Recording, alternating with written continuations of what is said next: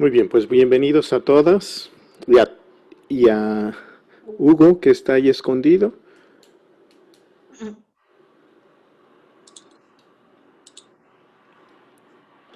Vamos a comenzar.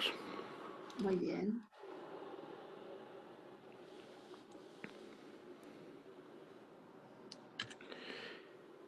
Y como empezamos la semana pasada con la nueva encíclica Fratelli Tutti, vamos a empezar con esa oración.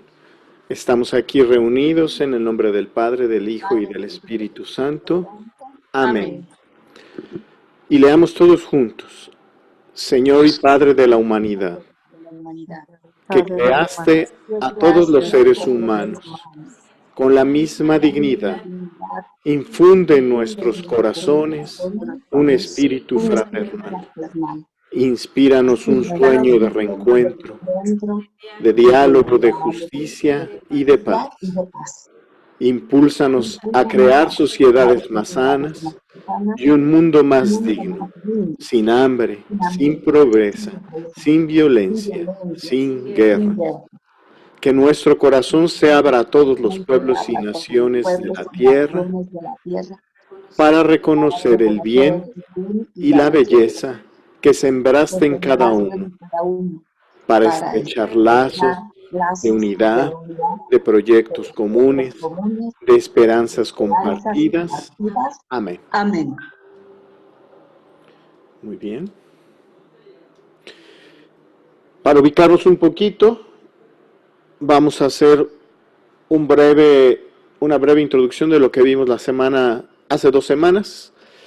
Estamos viendo las funciones del Papa, por qué es el Papa el obispo, de dónde viene su función patriarcal, petrina se dice, y hablamos un poquito sobre su infalibilidad. Veíamos que era el Papa número 266 de nuestra historia. Veíamos cuando la infalibilidad era vigente, era patente, y cuando no. Eso no significa, decíamos, que no lo sigamos. Él finalmente es nuestro patriarca, nuestro guía, nuestro pastor. Seguramente está mucho más sintonía con Dios de lo que estamos nosotros, por sus oraciones, por su acercamiento, por su entrega, porque Él mismo ha donado su propia vida para el servicio de todos nosotros. Sin embargo, no todo se tiene que aceptar como un dogma. Para esto tiene que estar especificado, escrito y aceptado por el magisterio. Veíamos los documentos que el Padre puede emitir y decíamos que como nuestros queridos apóstoles, Él no puede abarcar a todo el mundo. Como no puede abarcar a todo el mundo, existe una jerarquía, que es la jerarquía eclesial, dada por obispos, presbíteros y diáconos.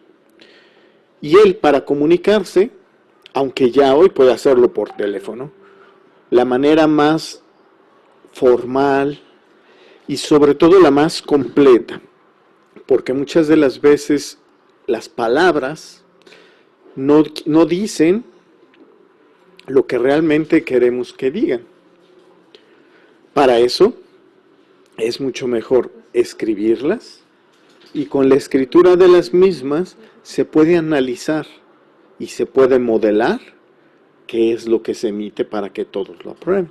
Eso significa que el Papa no simplemente hace un manuscrito que se le ocurrió hoy y lo envía a toda la feligresía, a toda la iglesia o a su magisterio, sino que lleva un proceso de discernimiento y él tiene secretarios y él tiene agentes de pastoral dependiendo de lo que esté tratando de promulgar para que ellos den su opinión y finalmente el Papa emite el documento final.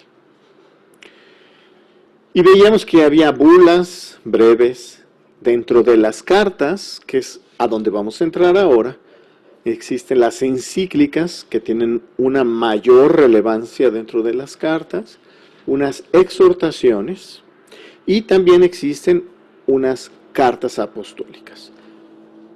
Hoy vamos a comenzar con la exposición magistral de cada una y cada uno de ustedes, las encíclicas y las cartas apostólicas que nuestro Papa nos ha regalado.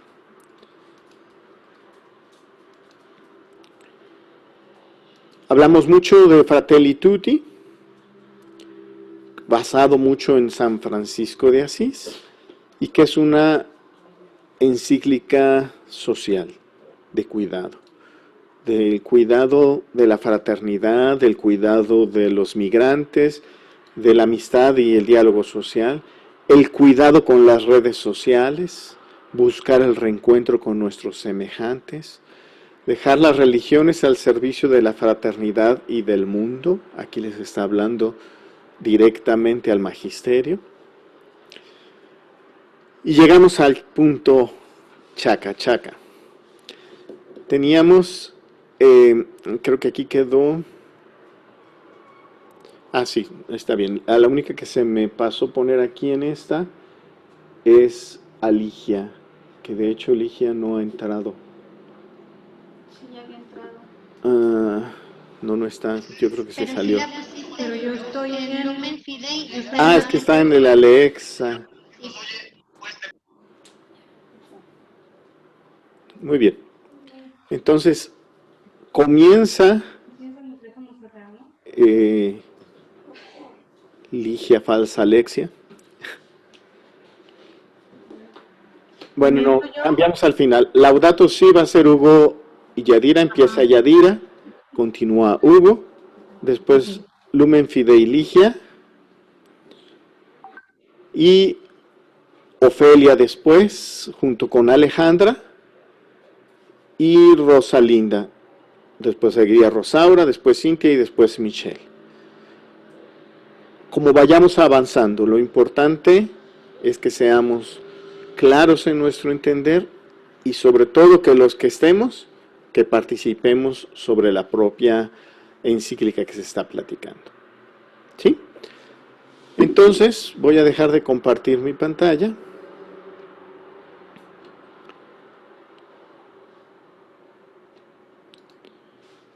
Y vamos a escuchar a Yadira.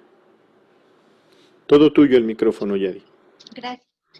Voy a poner la presentación. En general se habla de 3 o 4. La primera dimensión es la singularidad. El primer constituyente es prácticamente lo mismo, donde nos vamos armando nuestra vida. Es la singularidad que significa cuánto estás creciendo tú solo.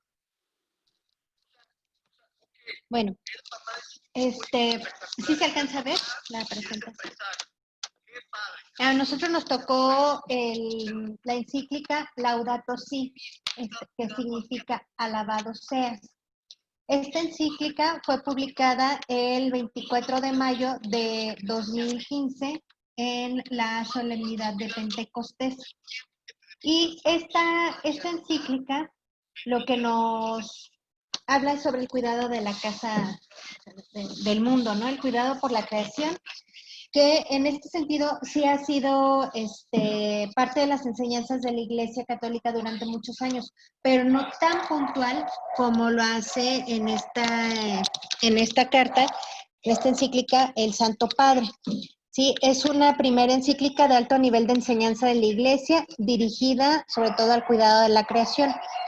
Y aquí nos exhorta a que trabajando juntos hasta esa verdadera conversión, un cambio real de estilo de vida, que escuchemos el gemido de la tierra y sobre todo el gemido de los pobres para poder realizar un cambio, ¿sí? Un cambio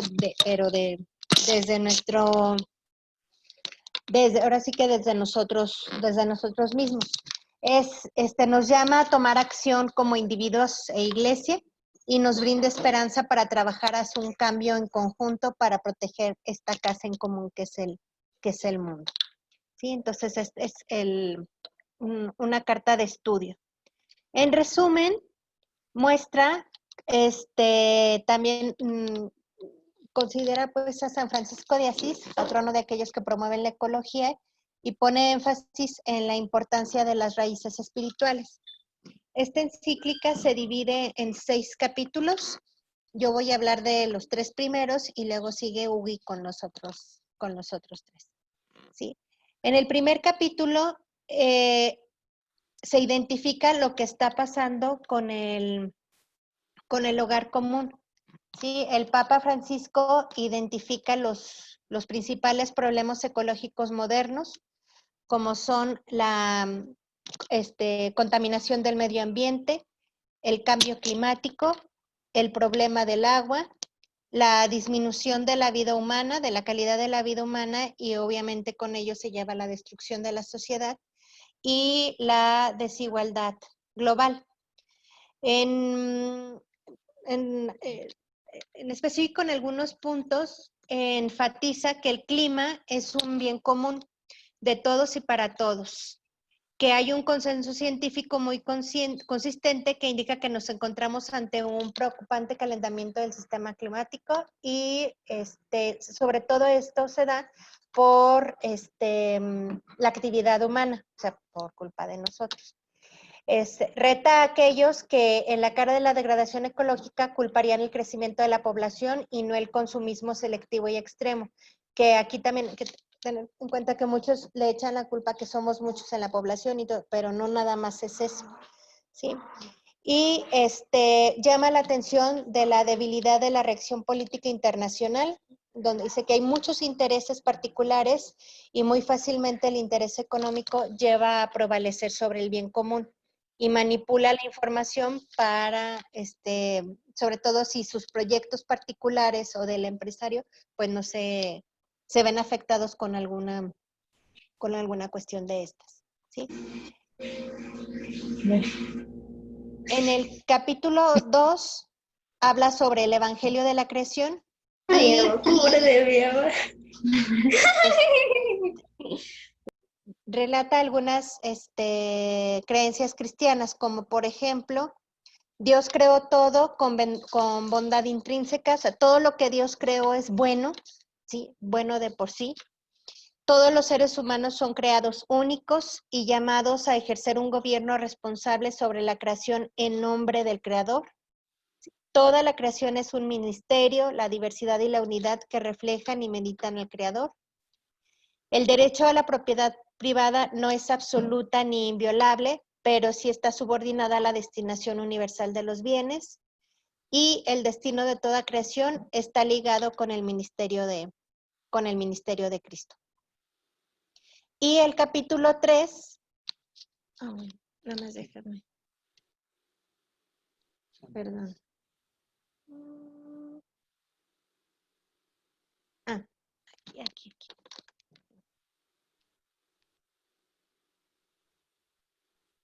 Habla, en este capítulo, algo muy fundamental que sí me gustaría subrayar es que dice, el Papa subraya que el daño al medio ambiente es causado por el pecado, entendido como relaciones rotas con Dios, con el próximo y con el prójimo y con la misma tierra. Estas relaciones se rompen en parte porque los seres humanos presumen tomar el lugar de Dios y se niegan a reconocer nuestras limitaciones como criaturas. Una dinámica que nos lleva a confundir el mandato de Dios para los seres humanos de tener dominio sobre la creación. Como por ejemplo una licencia de explotación en vez de una vocación para cultivar y cuidar el regalo de la creación.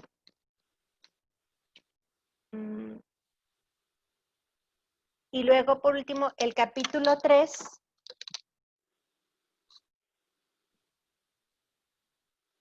¿Qué es este? Raíz humana de la crisis ecológica, inspirado por la fe cristiana, el Papa Francisco se refiere a las raíces humanas de la crisis ecológica y específicamente toma los siguientes puntos. Critica a lo antropocentrismo, que es la creencia que los seres humanos son radicalmente separados y por encima del mundo natural y no humano. Señala que el antropocentrismo devalúa la creación y lleva al relativismo práctico, el cual valúa la creación solo hasta el punto de utilidad para los seres humanos. O sea, se utiliza y se desecha. Critica al paradigma tecnocrático que asume todo desarrollo tecnológico en función del rédito sin prestar atención a eventuales consecuencias negativas para el ser humano. O sea, las finanzas en este momento ahogan a la economía real. Y por último, afirma la enseñanza tradicional católica que dice que el mercado por sí mismo no garantiza el desarrollo humano integral y la inclusión social y debe ser regulada cuando falla en proteger y promover el bien común. Por último, reitera la interconexión de toda la creación y por lo tanto conecta el cuidado de la creación a la protección de la vida y la dignidad humana, especialmente en cuanto al aborto, la pobreza, los minusválidos y las pruebas en embriones vivos. Sí.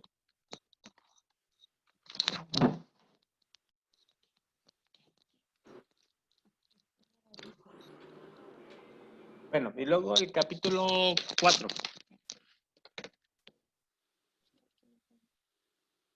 Ahí vamos.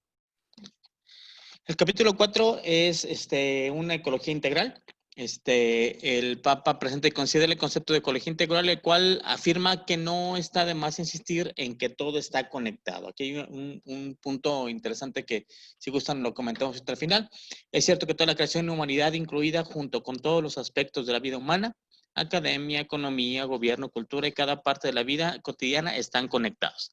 Afirma que a la luz de la degradación ecológica y el cambio climático, la justicia y la solidaridad, es decir, el compromiso con el bien común, tiene que ser entendido como intergeneracional, es decir, no solamente se trata de que haya bien común ahorita y aquí y ahora, sino que hagamos lo que tengamos que hacer con respecto no solamente a esta generación, sino a las que siguen. Reitera que el cuidado de la creación está íntimamente relacionado con la promoción de una opción preferencial para los pobres. Luego el capítulo 5, que son algunas líneas de orientación y acción. Se trata sobre todo de la doctrina social de la Iglesia, de la subsidiariedad, que enseña el reto que debe ser en el nivel más bajo posible, pero en el más alto necesario. Es decir, dejar que aprendamos lo más posible. Quien pueda hacer lo más posible con sus propias manos lo pueda hacer. Quien requiera ayuda se le deba ayudar desde cualquier instancia de la sociedad. En este sentido, el Papa afirma tres cosas en particular, o más bien de tres cosas en particular, algunas cosas respecto a la tecnología. Los combustibles fósiles son reemplazables progresivamente, pero sin demora, o sea, hay que irle avanzando. Y por eso ahí las hélices que puso ahí, los generadores eólicos que puso ahí ya.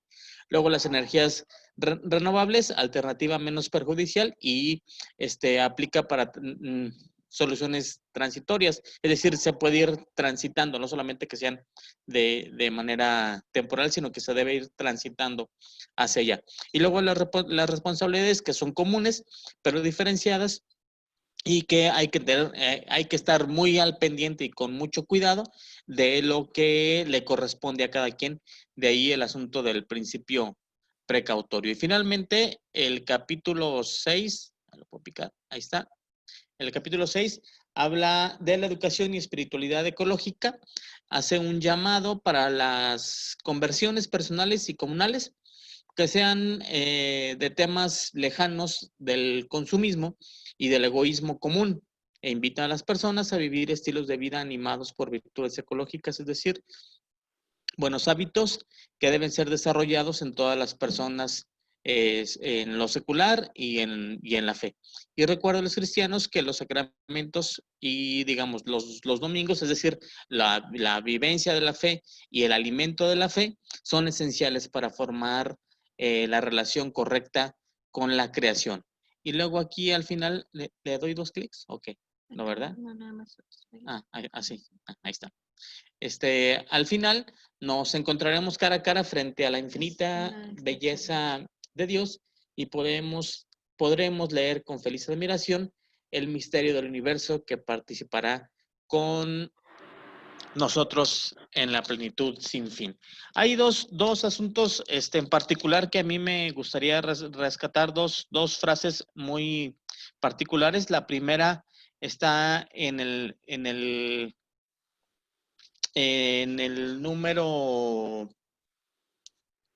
4, en el capítulo 4, el número 156, en donde habla que el principio ecológico está basado en el principio del bien común, y dice literalmente el número 156 es: la ecología humana es inseparable a la noción de bien común, un principio que cumple un rol central y unificador en la ética social. Y luego hace la referencia a la definición de bien común que hay en la Gaudium et Spes, es decir, que viene desde el concilio, y que esa definición realmente sí ha sido intergeneracional y es muy iluminadora, que es el bien común es el conjunto de condiciones de la vida social que hacen posible a las asociaciones y a cada uno de sus miembros el logro más pleno y más fácil de la propia perfección. Es decir, si vamos a trabajar por la casa común, por el desarrollo de la casa común, la conservación, el cuidado, tiene que ser a la luz del bien común y que tiene que ver con las condiciones de la vida social, de desarrollo para la persona y para sus comunidades. Es decir, la persona no solo en lo particular, sino también en lo comunitario, y las dos cosas juntas. Es decir, no una y otra, sino, quiero decir una o la otra, sino una, otra y las dos juntas. Quiero decir, la persona, la comunidad, y la comunidad en la persona, y la comunidad como conjunto de personas. Para ese juego de palabras. Y luego en el número 159, cuando el Santo Padre se refiere a que no solamente nuestra casa común es donada, no estamos hablando de una opción, de una actitud opcional, es decir, si la queremos cuidar o no, sino de una cuestión básica de justicia, ya que la tierra que recibimos pertenece también a los que vendrán, a propósito de lo intergeneracional. Y continúa hablando de que el ambiente se sitúa en la lógica de la recepción, es decir, es un préstamo que cada generación recibe y debe transmitir a la siguiente. Una ecología integral posee esa mirada más amplia de generación tras generación. Y aquí, y con esto cierro, salvo que esta chula que tengo aquí quiere decir otra cosa, es que pues hemos escuchado mucho esta frase de que pues no hay que plantear qué mundo le vamos a dejar a nuestros hijos, sino qué hijos les vamos a dejar al mundo, planteando que son quienes tenemos el compromiso en justicia y en bien común de cuidarlo, desarrollarlo, y también a través principalmente de las personas que estarán a su cuidado. Señor presidente, es cuanto. Sí, señor subsecretario. No me gusta. Gary, en tus propias palabras, ¿qué fue lo que te movió esta encíclica? Fíjate que la encíclica me movió muchas cosas. Te voy a decir por qué. Una, yo estoy como que en contra de los ecologistas. O sea, sé que hay que cuidar nuestro ambiente, que hay que separar la basura, pero es que luego hay cada apasionado que digo, o sea, a ver, tranquilos, o sea, calma. Pero con la encíclica, con la lectura, dije, caray, creo que sí tenemos mucho que hacer y tenemos mucho que cuidar. Y yo por eso puse la última frase que a mí me gustó mucho, porque dices, finalmente Dios nos dejó a todos la creación y nos dejó para cuidarla y para que con ella podamos llegar a la santidad.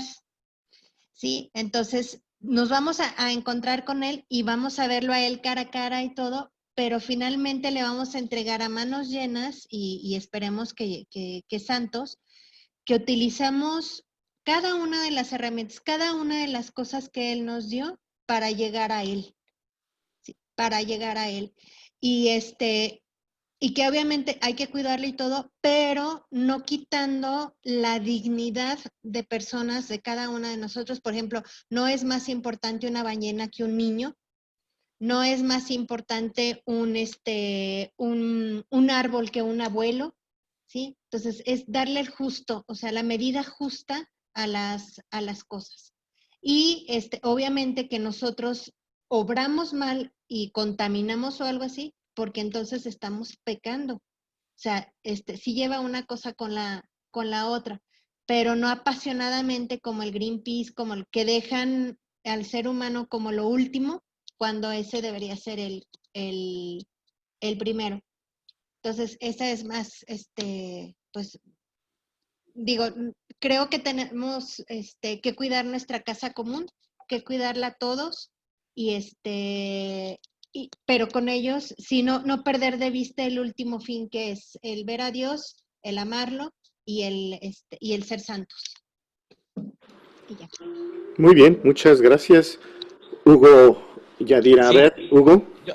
Solamente un asunto en consonancia con lo que dice Yadi es que ciertamente sí hay un seguimiento, digamos, y perdón, a lo mejor lo saco de contexto, pues, pero una evolución del pensamiento de izquierda a nivel mundial que lleva hacia un ecologismo, digamos, fuera de sitio. Y eso no es desconocido, obviamente, por el Santo Padre, y por eso el asunto de reorientar el cuidado de la casa común desde la perspectiva de la fe y del bien común. Pareciera, pues, que desde una perspectiva laica, incluso no laica, incluso hasta atea o peor, anticatólica, resultará que es más importante, más bien se ve a la persona como el peor mal que le pudo haber pasado a este mundo, cuando no somos otra cosa, digo, así como estoy, ¿no? Otras están muy chulas, pero que somos la imagen y semejanza de Dios en la creación, en la tierra, en el mundo, y eso le cala mucho a quienes no solamente son laicos ni ateos, sino literalmente anticatólicos, ¿no? Entonces, por eso el asunto de desvirtuar la presencia de las personas en el mundo, y esta reorientación que da el Papa Francisco se vuelve, pues, indispensable para nosotros para actuar desde la fe. Muchas gracias a los dos. Efectivamente, por eso está emitido como una encíclica, por su gran importancia. ¿Alguien quiere comentar algo más? ¿Alguien quiere redondear o compartir su forma de pensar respecto a esta encíclica? Adelante, Cintia. Bueno, a mí realmente es una encíclica que, esta sí tuve oportunidad de leerla ya unos 2 años atrás, una cosa así, y realmente cuando la leí me pasó un poquito lo que le pasó a Yadi, de que me cimbró, ¿no? Porque nunca, la verdad es que nunca había relacionado de tal forma el cuidado que tenemos nosotros que tener con nuestro planeta, con la vida en general, relacionado totalmente con nuestra fe, con nuestros valores, con lo que Dios nos heredó, porque, o sea, nos está heredando la tierra, y como tal la tenemos que cuidar muchísimo, ¿no? Entonces, hacer esa conciencia, creo que nosotros somos una generación que estamos aprendiendo a cuidar un poquito más nuestro planeta. Veo con alegría que realmente las generaciones que vienen atrás de nosotros, nuestros hijos, como que ellos ya por la escuela vienen con un chip más enfocado a esa educación del cuidado del planeta, ¿no? De no tirar basura, las bolsas estas reciclables y todo eso. Y bueno, a lo mejor ellos nos van a tener que estar enseñando muchas cosas a nosotros, pero sí, realmente es una encíclica bellísima. Pienso que verdaderamente vale la pena leerla y hacer conciencia de todo lo que nos dice aquí el Papa Francisco de que cuidemos a la tierra que nos regaló y la vida, ¿no? Nada más. ¿Alguien más quisiera comentar?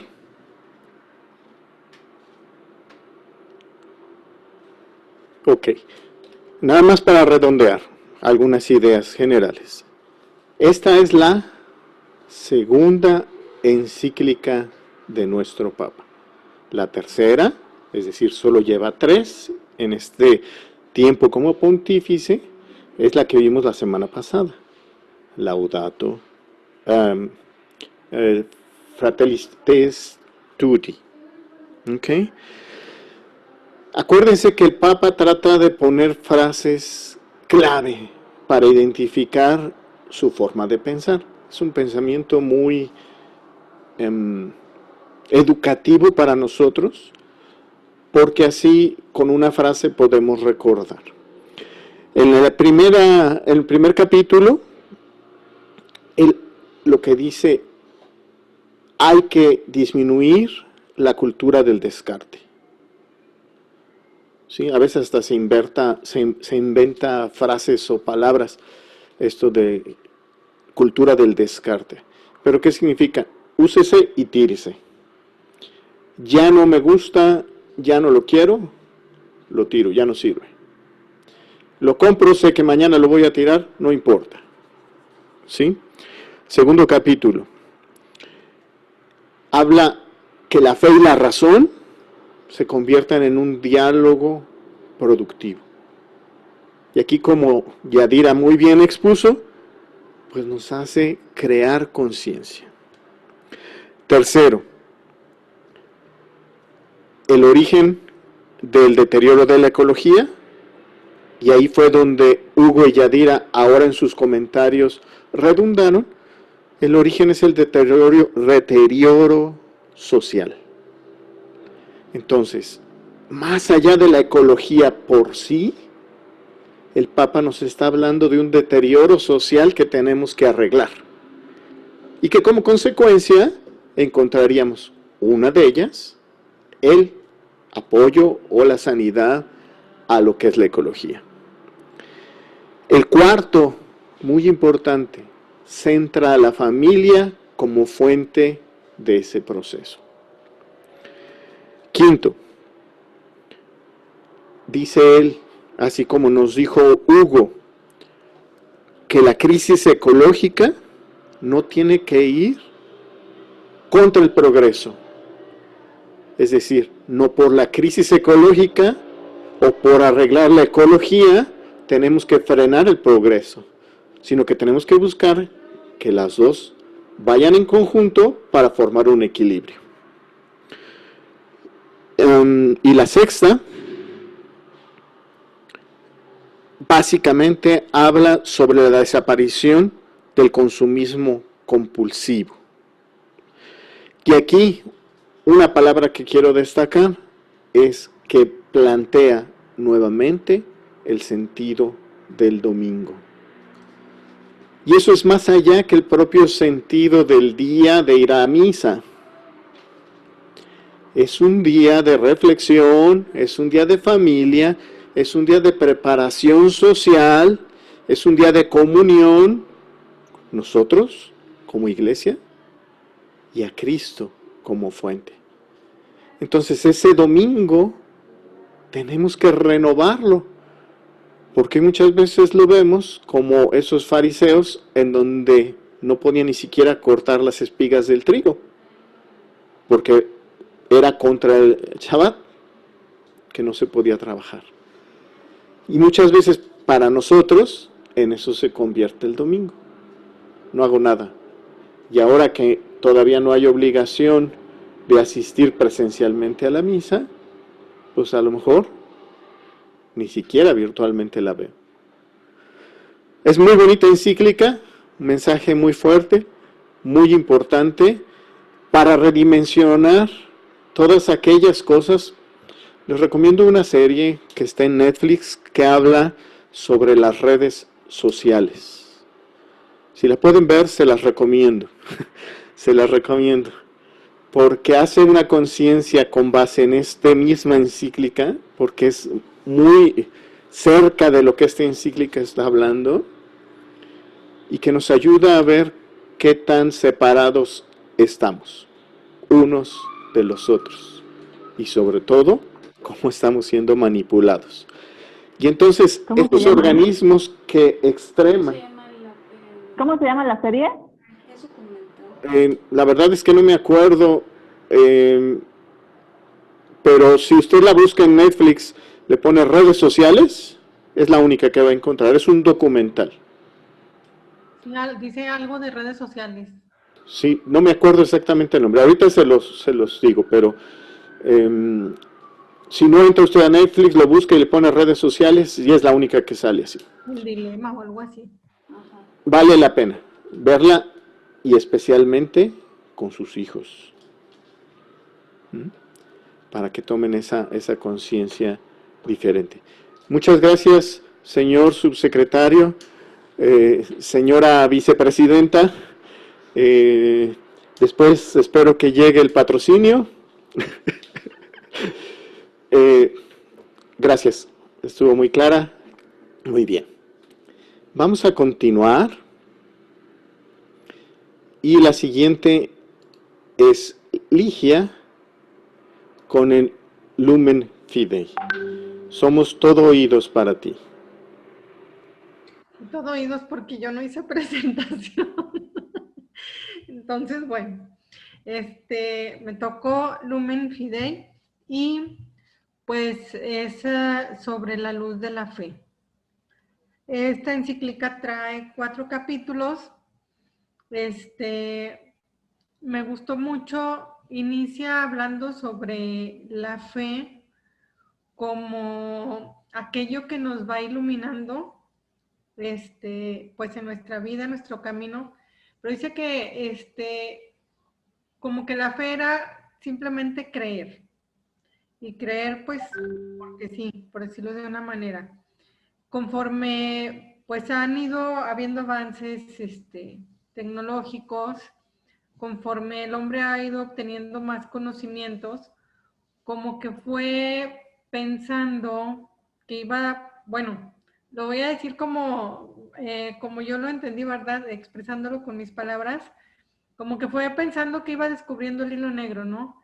Y entonces ese espacio de la fe, pues se iba reduciendo, porque, pues, en teoría iba conociendo más cosas, parte de lo desconocido, que en un momento dado tenía que creer por fe. Sin embargo, dice también, nos menciona que aún así siempre queda parte que nosotros no podemos ver, no podemos saber, no podemos conocer, y que necesitamos nosotros esa luz, ¿verdad?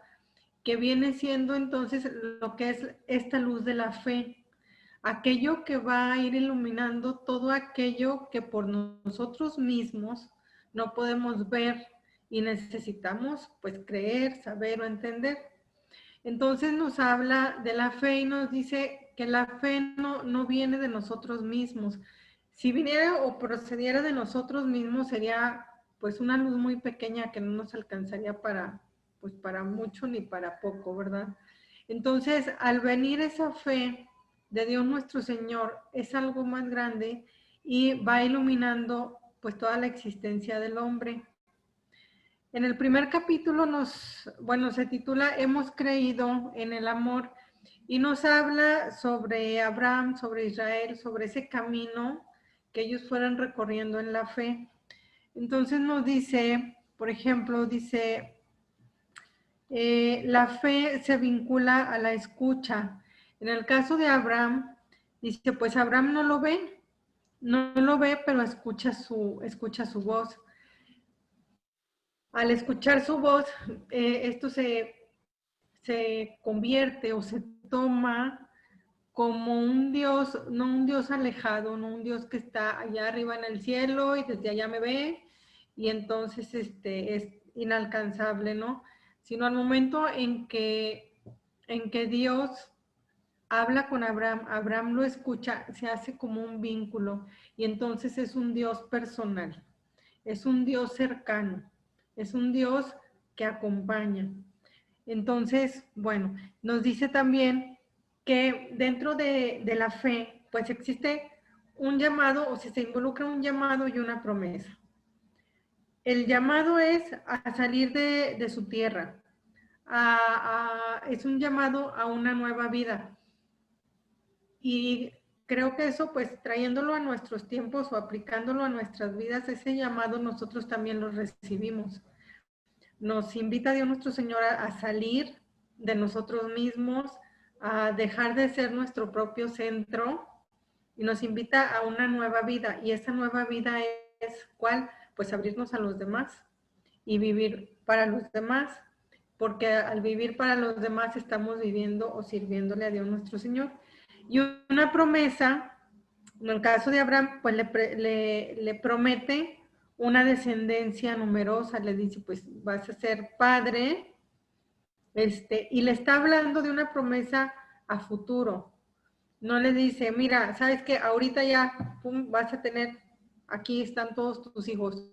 Igual y Dios pudo haber hecho eso. Pudo haber dicho, te creo un pueblo y aquí está. Pero no, fue una promesa. Fue algo de, yo te voy a dar una descendencia muy grande, ¿verdad? Entonces, es una promesa en la que Dios nuestro Señor, pues le manifiesta a Abraham eso que tiene preparado para él. Entonces, esta promesa, aplicándola hacia una acción futura, pues es como una esperanza, ¿no? Y entonces, Dios nuestro Señor, trayéndolo a nosotros mismos también, pues nos tiene una promesa a cada uno de nosotros. Y esa promesa en nosotros debe hacer nacer una esperanza. Una esperanza y no en nuestras propias fuerzas, sino en las mismas fuerzas, en las mismas, en la misma palabra de Dios nuestro Señor. Entonces nos menciona también, la palabra es pasajera, pero cuando es pronunciada por Dios, entonces ahí sí ya es garantía, ¿no? Como pudiéramos decir nosotros. No sé, yo le puedo decir algo a Ale, y decirle, no, sí, fíjate, te prometo esto y voy a hacer esto, te voy a llevar esto.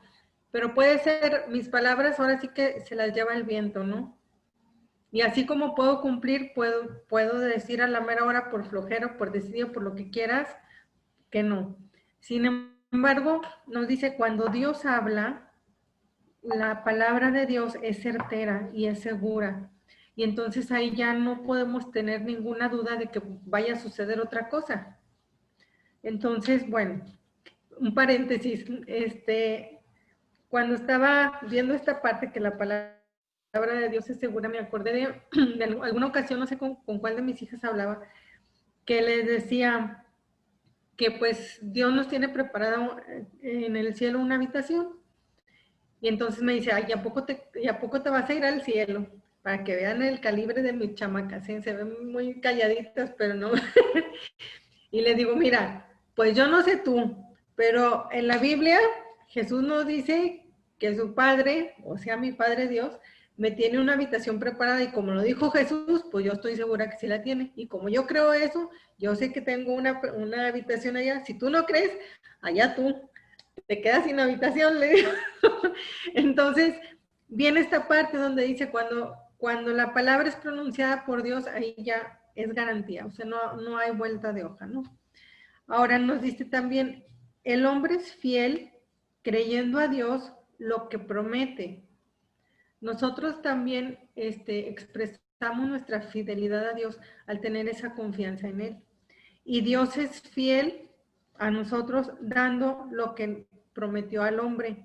Esta frase a mí fue algo que me gustó mucho porque no deja o no es una tarea solo de Dios, sino que para que Dios pueda hacer lo que quiere hacer, nosotros también debemos poner de nuestra parte. O sea, no nos impone algo si nosotros no también lo aceptamos. Bueno, después nos dice, Dios se revela a Abraham como fuente de la que proviene toda la vida. Al momento en que pues él le dice, yo te prometo una descendencia numerosa, le dice, pues no por tus propios medios, ¿verdad? Sino yo que soy la fuente de la vida, te voy a dar una descendencia numerosa. Y pues Abraham cree en esa promesa de Dios nuestro Señor. Ahora hablando, también nos menciona, por ejemplo, hablando ahora del pueblo de Israel, dice, los patriarcas se salvaron por la fe que tenían en Cristo.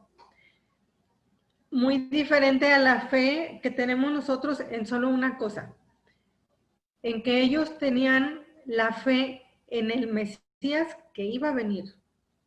O sea, ellos todavía no lo veían, ellos todavía no veían su llegada.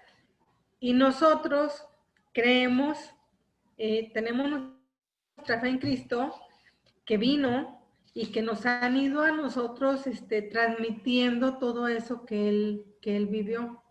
Entonces, esta parte me llamó la atención porque nunca me había puesto a pensar en eso.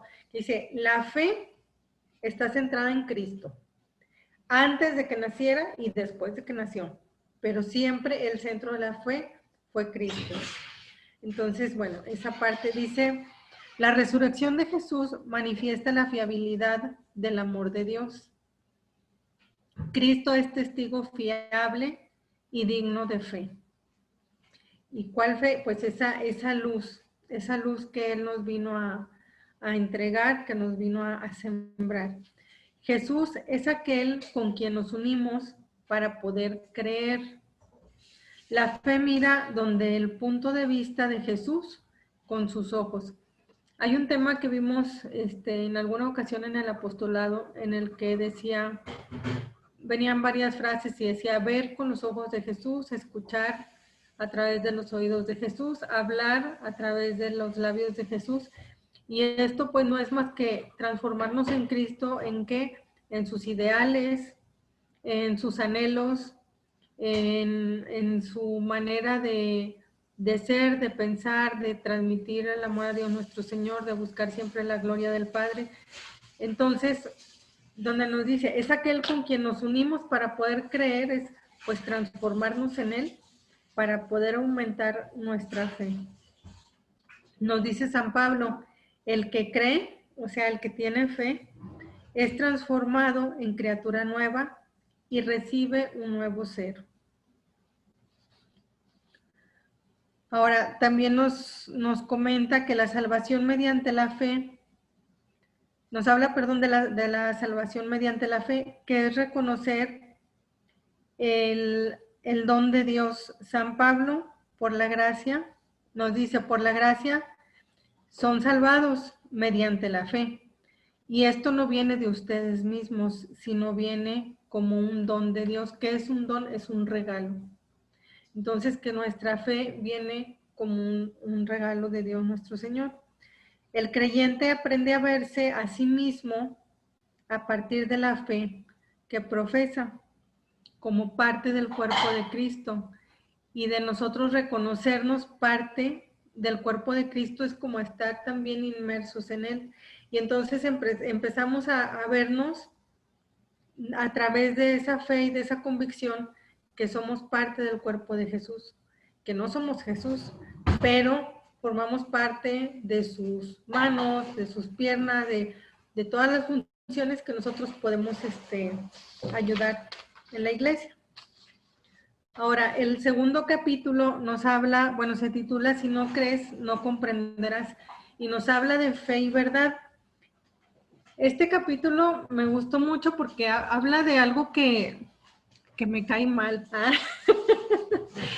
que es el relativismo de la verdad, porque ahorita es algo que se habla mucho y la verdad me rechoca de que, bueno, es que tú tienes tu verdad y yo tengo mi verdad.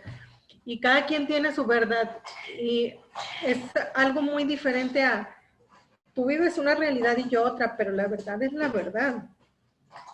Y entonces, ahorita siento yo que en este tiempo nos dejamos acomodar por las verdades que más nos convienen.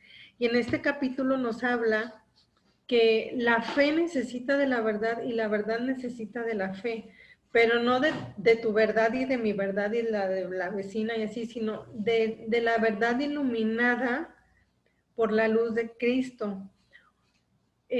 Caemos en un relativismo de la fe y de la verdad, y entonces eso realmente pues nos vamos distorsionando de lo que realmente debe ser, y también incluso nos hace hasta tener cierto temor de defender las cosas como son. ¿Por qué? Porque pues es que ahorita tenemos que respetar las opiniones. Sí, una cosa es respetarlas, pero otra cosa es darlas por sentado, ¿verdad? Y a veces ese valor a defender la verdad iluminada por Cristo nuestro Señor, pues no nos llega. La fe transforma a toda la persona porque la fe nos hace abrirnos al amor.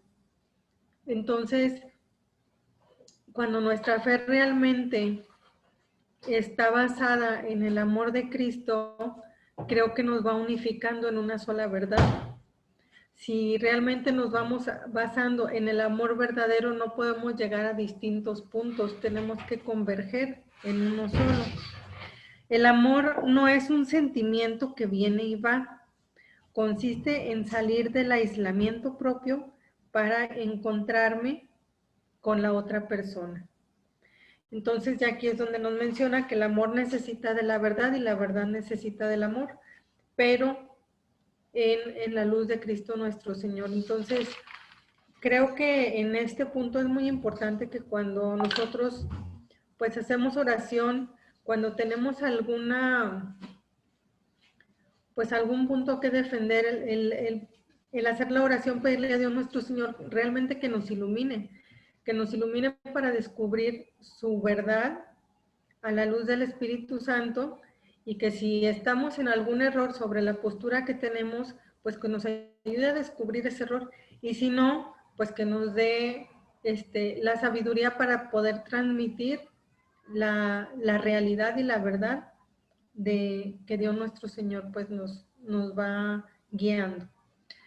Viene después el capítulo 3, que nos habla, el título es Transmite lo que he recibido. Y aquí nos habla precisamente de cómo transmitimos nuestra fe. Esa luz que vamos recibiendo no nos la podemos quedar, y de hecho tenemos que irla transmitiendo. ¿De qué manera nos habla? Que la iglesia es madre de nuestra fe. ¿De qué manera nosotros hemos llegado a conocer a Jesús, todas sus promesas, toda su vida, todo su amor? Pues a través de lo que se nos ha ido a nosotros dando a conocer de generación en generación. Decía, bueno, habla también de los sacramentos y de la transmisión de la fe. Por ejemplo, menciona lo del bautismo. Dice, en el bautismo, pues ahorita los niños se bautizan chiquitos. Y no, muchos dicen, ay, pero ¿por qué tan chiquitos si ellos todavía no saben decidir y todo eso, no? Pero realmente se le bautiza en comunidad, o sea, no se le bautiza solo y ahora sí ya está ahí bautizado y que Dios lo ayude. Se bautiza en comunidad, están los papás, están los padrinos, y entonces ellos están, bueno, como papás y padrinos estamos llamados precisamente a transmitirle esa luz que nosotros en su momento hemos recibido. Y la fe se vive en comunidad, no es algo que se viva aislado o de manera individual, sino es a través de la comunidad que nosotros vamos aprendiendo y vamos creciendo en la fe. Nos habla sobre los sacramentos, que son muy importantes para ir recorriendo ese camino de la fe. El bautismo es el inicial, pero dice que el sacramento de la Eucaristía es como el culmen, ¿verdad?, en el que nosotros nos hacemos uno solo con Jesús a través de la Eucaristía, de la comunión. Y nos habla también sobre la fe y la oración y sobre los mandamientos. Aquí, por ejemplo, también hubo algo nuevo para mí en el sentido de concientizarme de eso, porque nos habla, por ejemplo, que los 10 mandamientos pues no son como que las 10 prohibiciones, ¿verdad? Porque a veces así como que lo vemos, sino más bien son 10 indicaciones que nos ayudan a salir del yo, a salir del egoísmo, a salir de mi propio centro, y son unas indicaciones o recomendaciones, por decirlo de una manera, que nos ayudan a ir saliendo del egoísmo para poder ir hacia los demás. Entonces, a mí sí como que de principio siempre pensaba, bueno, pues el primero de amar a Dios y de santificar las fiestas, ¿verdad? Yo los veía como una indicación. Y luego los demás era prohibir, prohibir, prohibir, prohibir. Y aquí, esta parte que dice, pues no es que te lo estén prohibiendo, es que te están marcando como que una pauta, un camino para que salgas del egoísmo y llegue, o sea, y realmente llegar a darte a los demás. Entonces fue algo nuevo que me gustó mucho ya, como que ese cambio de perspectiva. Y luego viene lo que es el cuarto capítulo que dice, Dios prepara una ciudad para ellos, nos habla sobre la fe, pues básicamente la fe y la comunidad en general y la comunidad, nuestra primera comunidad que es la familia. Y cómo la fe nos lleva realmente, si la fe despierta en nosotros la caridad y el amor, y si la fe o sea, la estamos viviendo como comunidad, pues va a culminar en el bien común. Donde hay caridad, donde hay amor, donde hay fe, pues no puede haber, ¿cómo se dice? Catástrofes, no puede haber odios, guerras. Donde falta la fe, donde falta el amor, donde falta la caridad, entonces es donde empieza la desunión. Y nos habla también sobre la familia, lo importante que es de vivir la fe dentro del núcleo familiar y todavía más específico en el matrimonio. Entonces, pues si la fe nos va a traer el bien común como comunidad, imagínense pues la maravilla que nos puede dejar como familia, con el esposo, la esposa, con los hijos. Y, a ver, espérenme, ok, la fuerza. Bueno, y nos habla, por ejemplo, también, de la Santísima Virgen. Al final nos habla de la Santísima Virgen, en donde dice, bienaventurada la que ha creído. Cómo la vida de la Santísima Virgen fue una vida de fe, pues desde el principio y hasta el final de su vida. La fe que tuvo al decir, sí Señor, sí le entró a tu plan, órale, está bien. Con esa valentía, ¿verdad? De ir enfrentando todos los obstáculos que se iban presentando. A mí hay algo que en lo que hace poco tiempo me puse como que a pensar, a reflexionar, y fue el momento en que la Santísima Virgen estuvo al pie de la cruz. Normalmente siempre cuando pues es Semana Santa, pues sí, pensábamos que el Vía Crucis, las oraciones y a veces que vemos los Vía Crucis vivientes y todo, pero luego como que en esta ocasión me puse a pensar como madre. Dije, si yo veo que mi hija se cae y se raspa y empieza a llorar, pues corro y pues que sí, a limpiarle y que mire y que el besito y que el abrazo y no sé qué. Si veo que alguien está molestando a mi hija y yo estoy ahí presente, pues inmediatamente como fiera vas, ¿no? Y imaginarme el momento en que María está viendo cómo su hijo va caminando ya sin fuerzas, cayéndose, todo desfigurado, que lo están insultando, y ella continuar ese camino a su lado con toda la fe en que Dios nuestro Señor no los abandona y que Dios nuestro Señor le tiene una promesa. Y esa esperanza es lo que la mantiene a ella firme y de pie.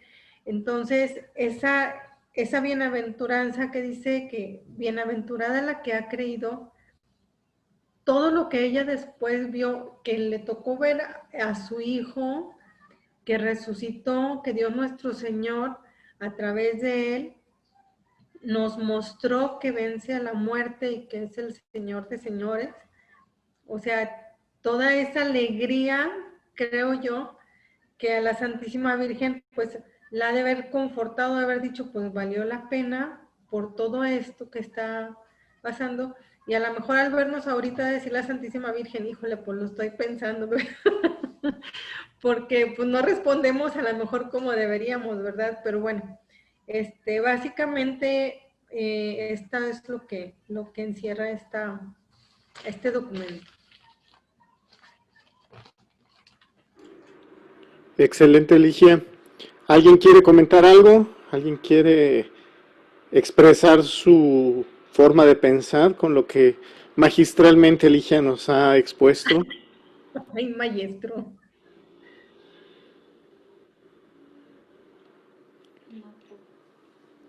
¿No? ¿Yo elijo? Sí, elijo.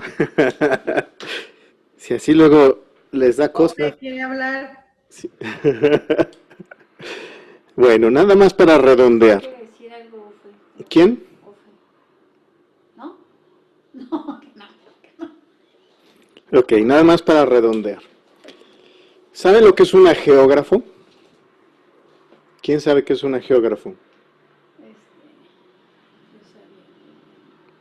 ¿No? Son aquellos que, inspirados por Dios, escribieron la Biblia. Sobre todo lo que es el Antiguo Testamento, porque el Nuevo Testamento está escrito mayormente por los apóstoles y los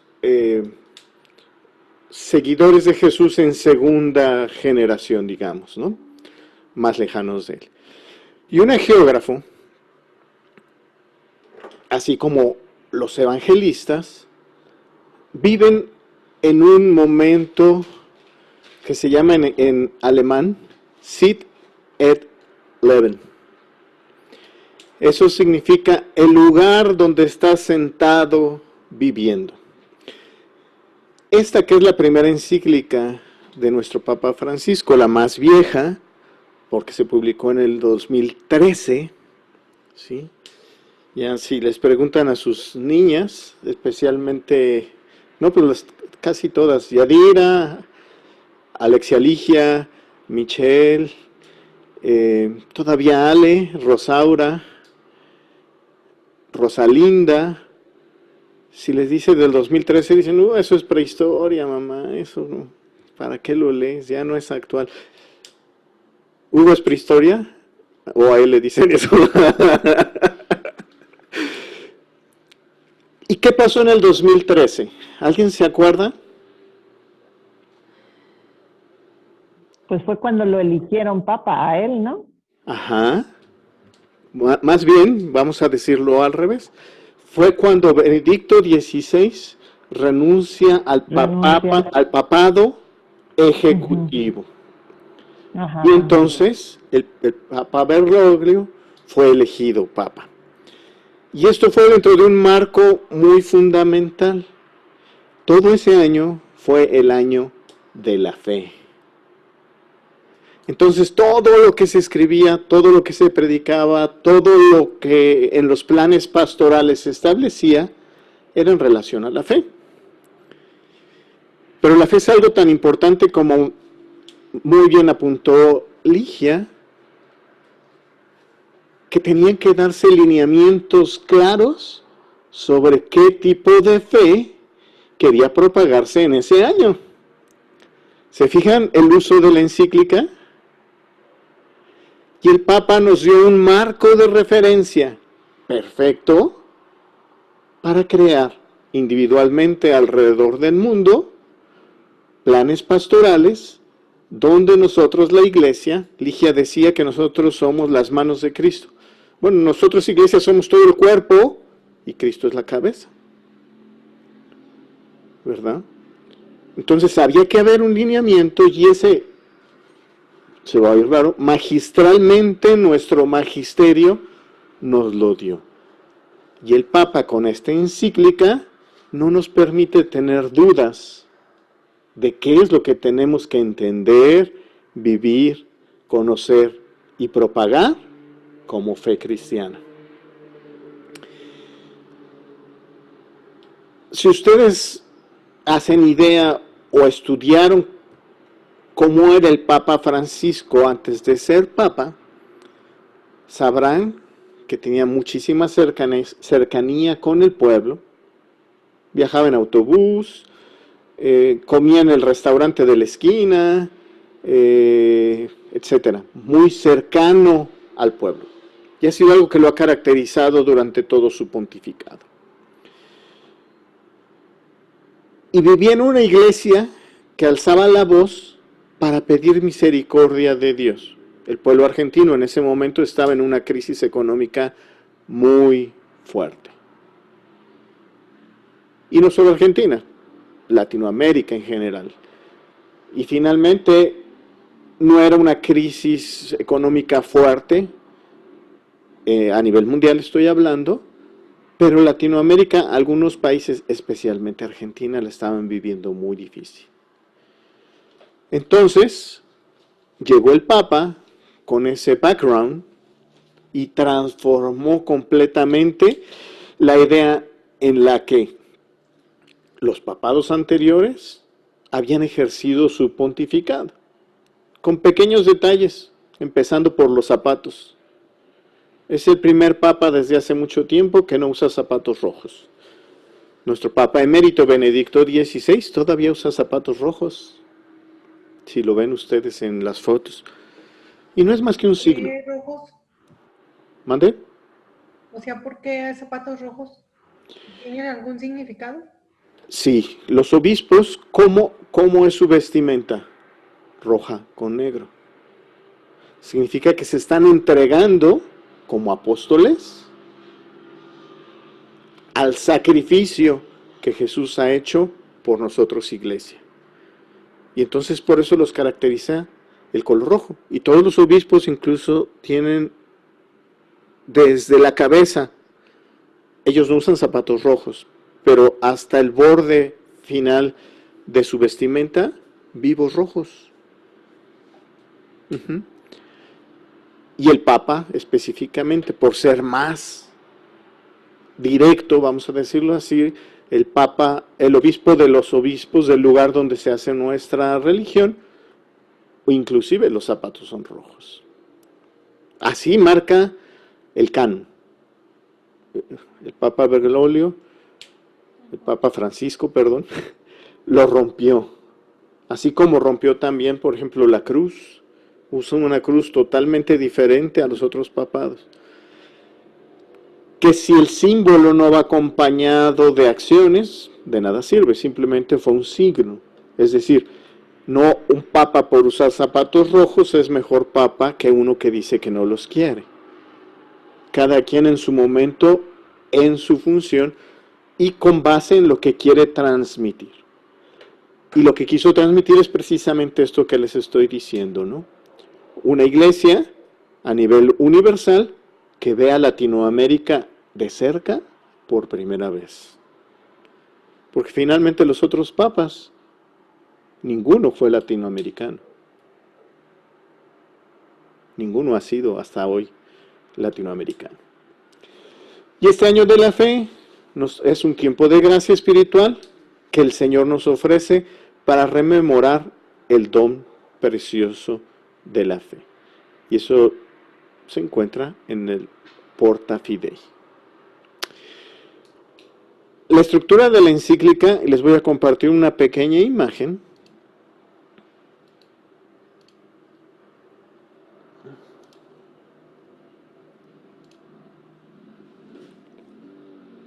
¿La ven? Sí. Pero no es esa, permítanme un segundo. Bueno, está bien.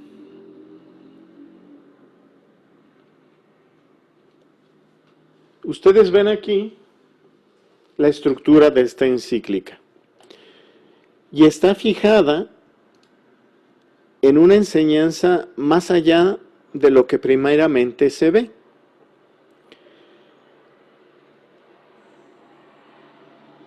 En la introducción él habla sobre la metáfora de la luz. ¿Quién es la luz en nuestro caminar? Jesús.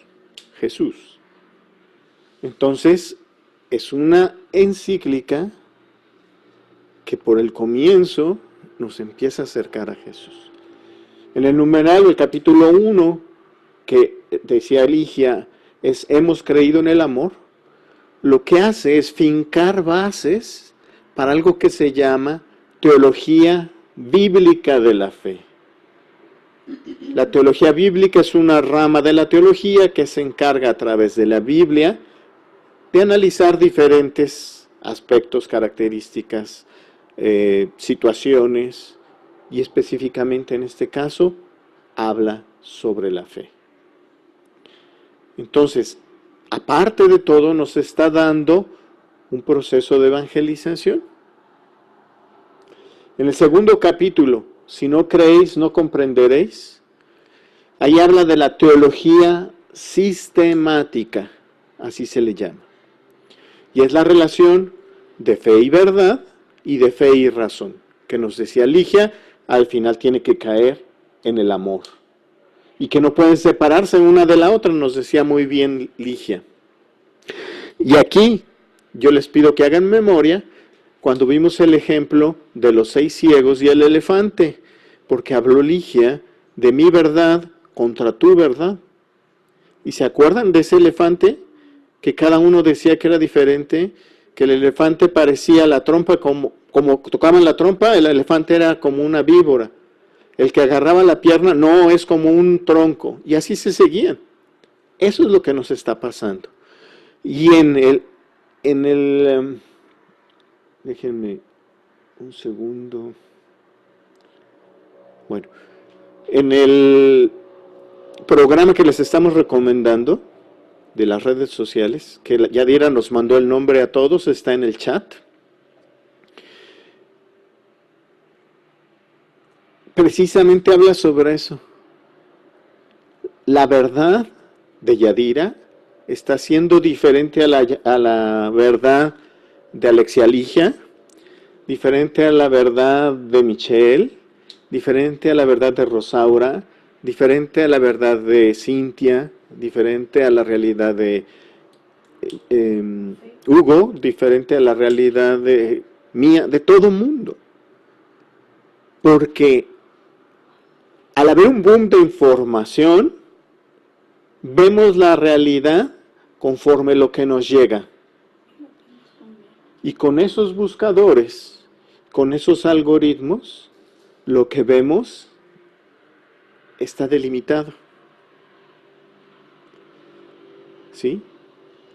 Y como muchas veces nos quedamos en el mensaje del WhatsApp, que a alguien se le ocurrió poner una frase y le puso la cara del Papa, y ya todo el mundo dice, mira lo que dijo el Papa, y no nos vamos a fuentes, nos quedamos con la verdad a medias, o peor aún, con una verdad falsa, creada, que trata de distanciar, que trata de alejar, como el ejemplo que nos ponían Yadira y Hugo, con las organizaciones ecologistas, o esta chica que es una ecologista, la más joven, y que mueve un montón de seguidores en las redes sociales, en Facebook y en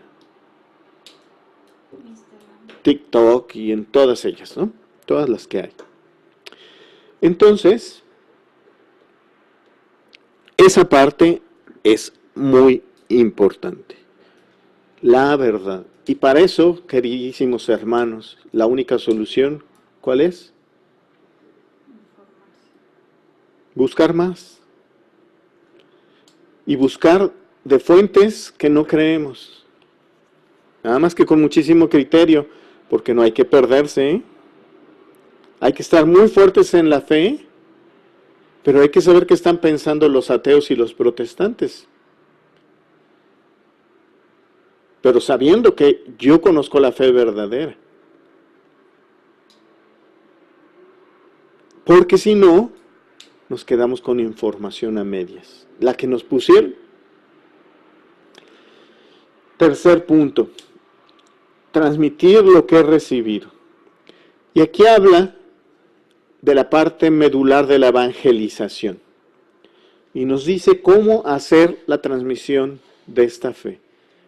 Entonces, si quedamos que era el año de la fe, nos está diciendo en este numeral cómo la tenemos que hacer.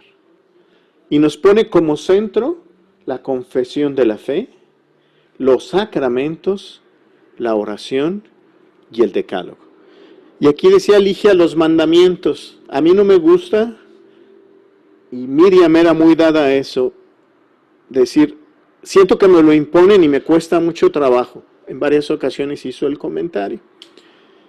Y entonces analizábamos y veíamos que no era una imposición, siempre es una invitación, Y esa es parte, si pudiéramos llamarlo así, de la flaqueza de nuestra religión como institución, porque ¿cómo es posible que aquí no hemos podido terminar de construir un techo y las iglesias en Estados Unidos, por ejemplo, Lakewood, tiene la sede de transmisión televisiva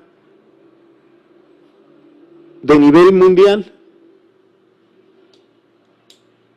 Porque la gente aporta voluntariamente para ir a escuchar el evangelio de la prosperidad.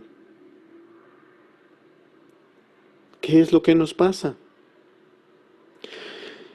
Y esos mandamientos, para que no nos cueste trabajo aceptarlos, tenemos que ligarlos, hacerlos uno con las bienaventuranzas. Las bienaventuranzas son los mandamientos realizados. Lo que los mandamientos nos van a dar. Lo que si cumplimos los mandamientos vamos a lograr a tener. Hagan ese ejercicio.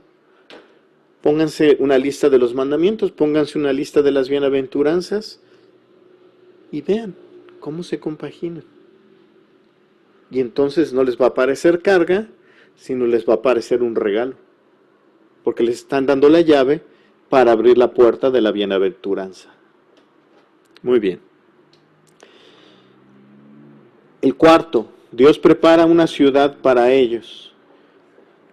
Desde el principio, y nuestro tumbaburros católico, el famoso catecismo de la Iglesia Católica, tiene todo un apartado que habla sobre la acción social de la Iglesia.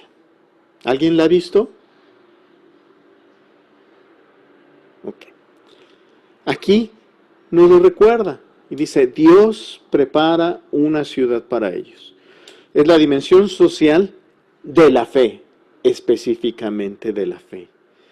El bien común, la justicia, la familia y el apoyo o la tendencia hacia aquellos que sufren. Y el quinto punto que nos dijo muy bien Ligia, la Virgen como ícono perfecto de la fe. Y nos dio un ejemplo de su hija, que por cierto yo ya recibí la queja de que ya golpeó Ligia a una niña que molestó a su niña. Pero bueno, ese nada más es para que todos sepamos. Ténganme miedo, ¿eh? ¡Ah! Y por eso digo, así no hay de que no me dijeron. ¿Saben en dónde lo vemos retratado gráficamente? En una película, La Pasión de Mel Gibson.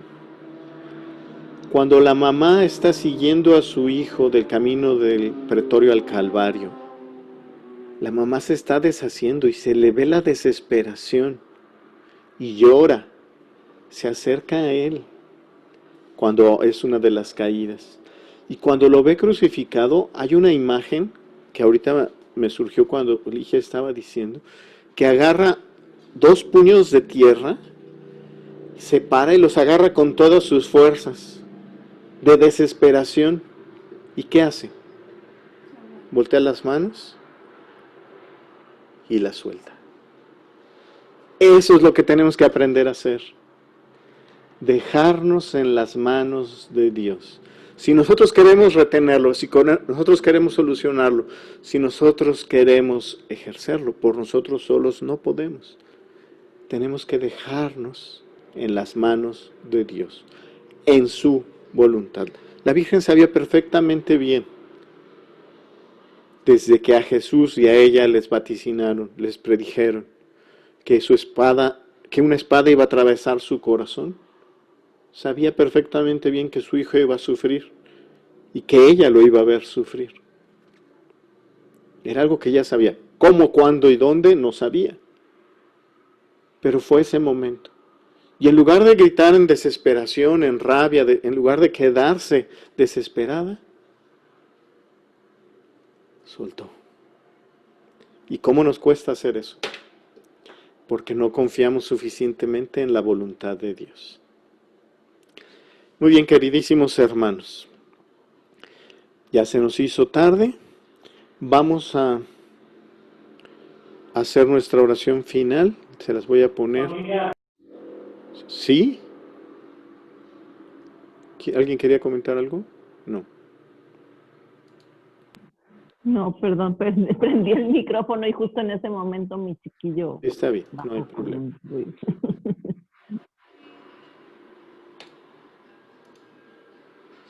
Ok. Listo. La semana que entra la sesión siguiente empieza Ofelia y Alejandra, que no la puse aquí, pero es Ofelia y Alejandra, o Alejandra y Ofelia. Rosalinda, Rosaura, Cintia y Michelle. Lo que alcancemos. No llevamos prisa. Lo importante es que participemos. ¿Sí? Sí. Entonces, hemos Sí, estado exacto. Yo y creo que, reunidos. perdón, nada más quería decir rápido, Marco, esto, que a mí en lo particular me gustó que pusiéramos el tiempo suficiente en cada una de estas encíclicas que había oído como muy por encimita. Entonces, como bien dijiste, si no llevamos prisa, me gustó esta forma de ahondarla tan bonita. Gracias. Sí, excelente. Gracias, Michelle. Hemos estado aquí reunidos en el nombre del Padre, del Hijo y del Espíritu Santo. Amén. Recémosle a nuestro arcángel San Miguel, el que nos ayuda a combatir en la batalla por la gloria de Dios. Y digamos todos juntos: San Miguel Arcángel, defiéndenos en la batalla. Sé tú nuestro amparo ante la maldad y las acechanzas del demonio. Suplicantes te pedimos que hagas valer tu poder sobre él. Y a ti, príncipe de la milicia celestial, por el poder que te ha sido concedido, arroja en el infierno a Satanás y a todos los espíritus malignos que vagan por el mundo para la perdición de las almas. Amén. Amén. San Miguel Arcángel, con tu luz. Ilumínanos, San Miguel Arcángel, con tus alas. protégenos, San Miguel Arcángel, con tu espada. defiéndenos. Dulce Madre, no te alejes. Tu vista de nosotros no apartes. Ven con nosotros a todas partes y solos nunca nos dejes. Ya que nos proteges tanto como verdadera Madre, haz que nos bendiga el Padre, el Hijo y el Espíritu Santo. Amén. Amén.